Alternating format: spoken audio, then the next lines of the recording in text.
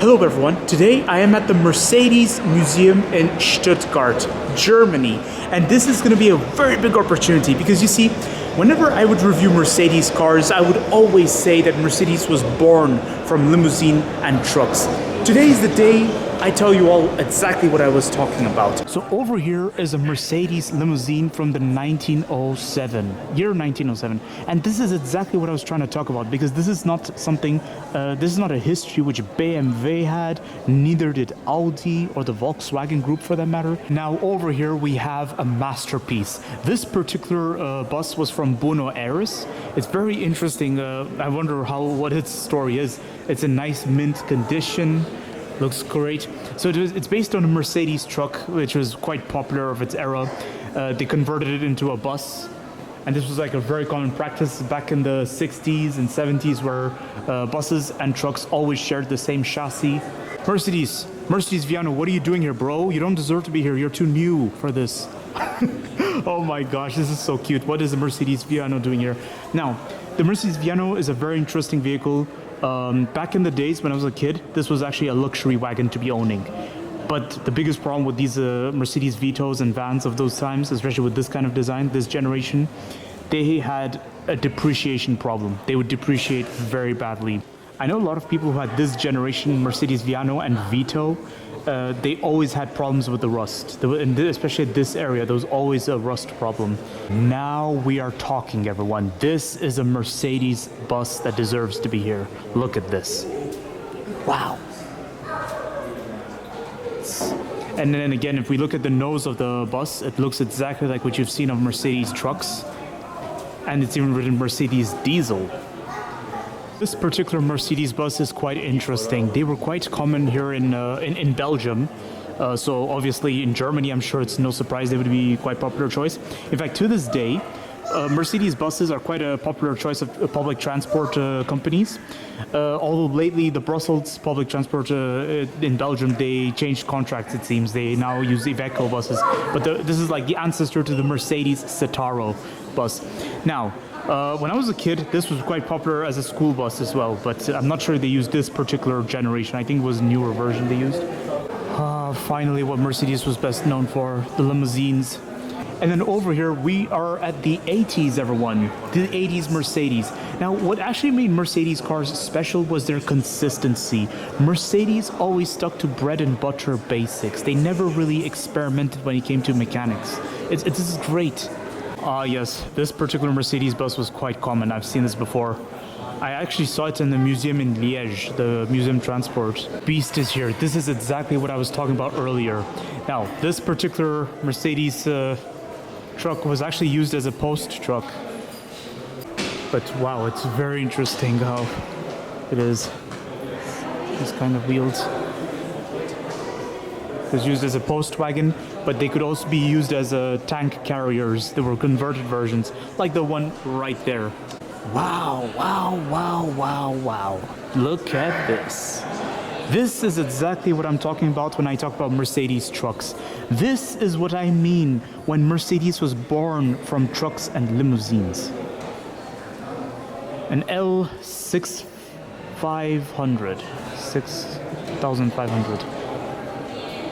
Wow. Then you have a newer version of Mercedes trucks. This is a 1970s Mercedes truck. This one was used as an oil transporter for Shell. And we have this wonderful car carrier from the 1980s. Look at this. Now this particular Mercedes truck is interesting to me because I still see some of those in action, but they're like in beat up condition. They're like really, really old, and yet their owner still uses them. This is how good these Mercedes trucks were. And then we have this Mercedes Vario. Now this particular Mercedes truck, well actually they don't call it Vario, it's a 508D. D stands for diesel. But there was a modernized version called Vario, and it interests me because they were actually associated with Hanomag. Hanomag was a car manufacturer that really specialized in lightweight cars and lightweight trucks. They never built heavy-duty trucks. And now over to the interesting part, the Mercedes coupes. So right here is one Mercedes coupe, and then right next to it, we have another interesting coupe here. So when it came to the coupe question, as I mentioned when I reviewed the Mercedes AMG GT, Mercedes never had the consistency. Yesterday they had this, today they have that, and then tomorrow they're gonna have this and that. You know, they never had the consistency compared to other coupe manufacturers like the Porsche. Oh, this is a true classic Mercedes SL gullwing. You see, especially with the doors that open in this manner, it's very interesting how Mercedes has gone about it before. But then when it came to the SL model in later years, it seems like Mercedes lost interest a bit, especially since the 90s. The modern day SL is something nobody talks about anymore for some reason. It seems to live in the shadows of the AMG GT. Then we have the Cabriolet version SL. Now, if I'm being honest, I think the coupe version, which is right there, looks better.